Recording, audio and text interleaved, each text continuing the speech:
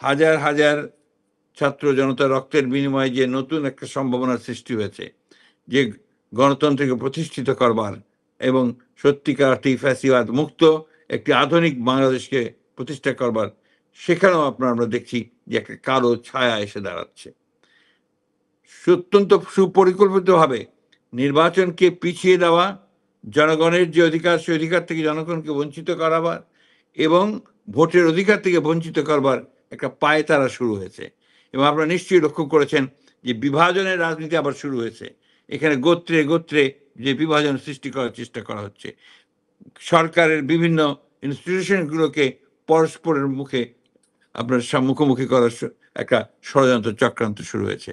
আমরা দেখতে পাচ্ছি যে কিছু মানুষ যারা সরকারের মধ্যে অনুপ্রবেশ ঘটিয়ে বাংলাদেশকে ভিন্ন দিকে নিয়ে যাওয়ার চেষ্টা করছে, ভিন্ন খাতে তাকে প্রভাবিত করবার চেষ্টা করছে। বাংলাদেশ জাতীয়তাবাদী দলের উপরে সবসময় গুরু দায়িত্ব এসে পড়ে। সেই দায়িত্বটি হচ্ছে গণতন্ত্রকে প্রতিষ্ঠা করবার দায়িত্ব। সেই দায়িত্ব হচ্ছে বাংলাদেশকে আবার নতুন করে গড়ে তুলবার দায়িত্ব। সেই দায়িত্ব হচ্ছে শহীদ প্রেসিডেন্ট জিয়াউর রহমান যে স্বপ্ন দেখেছিলেন, আমাদের দেশনেত্রী বেগম খালেদা জিয়া যে স্বপ্নকে বাস্তবায়িত কাজ করতে শুরু করেছিলেন, এখন যে তরুণ নেতা নতুন স্বপ্নের মধ্য দিয়ে বাংলাদেশকে গড়ে তুলতে নেতৃত্ব দিচ্ছেন আমাদের ভারপ্রাপ্ত চেয়ারম্যান তারেক রহমান সাহেব, তাদের সমস্ত স্বপ্নগুলোকে, বাংলাদেশের আশা আকাঙ্ক্ষা, মানুষের আশা আকাঙ্ক্ষাগুলোকে বাস্তবায়িত করবার জন্য আজকে বিএনপির প্রতিটি নেতা কর্মীকে অত্যন্ত সজাগ এবং সচেতনভাবে তাদেরকে কাজ করতে হবে এবং রুখে দাঁড়াতে হবে যে কোনো ষড়যন্ত্র চক্রান্তের বিরুদ্ধে।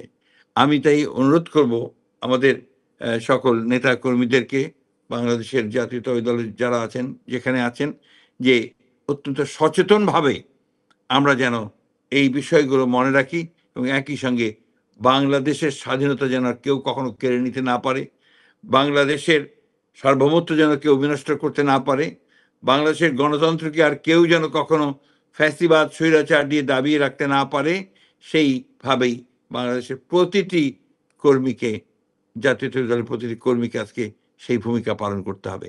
অনুরোধ করব, বাংলাদেশ জাতীয়তাবাদী দলের নেতা কর্মীরা অনেক ত্যাগ স্বীকার করেছেন। 60 লক্ষ মানুষের বিরুদ্ধে মিথ্যা মামলা দেওয়া ছিল, কয়েক হাজার মানুষকে হত্যা করা হয়েছিল, প্রায় 1700 নেতা কর্মীকে এনফোর্স ডিসঅ্যাপিয়ারেন্সের মধ্যে নিয়ে যাওয়া হয়েছিল। সেই অবস্থা থেকে আজকে একটা সুযোগ সৃষ্টি হয়েছে যে আমরা একটা নতুন বাংলাদেশ নির্মাণ করব।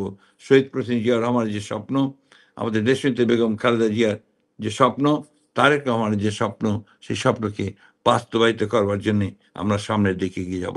এই শাহাদাত বার্ষিকীতে, 44তম শাহাদাত বার্ষিকীতে আজকে শোক নয়, আমরা সমস্ত শক্তিতে পরিণত করতে চাই এবং আমরা এইভাবে অনুপ্রাণিত হতে চাই যাতে করে সত্যিকার অর্থেই সমস্ত অপশক্তিকে পরাজিত করে আমরা যেন একটি সত্যিকার অর্থেই গণতান্ত্রিক, একটি আধুনিক এবং সমৃদ্ধ বাংলাদেশ গড়ে তুলতে পারি।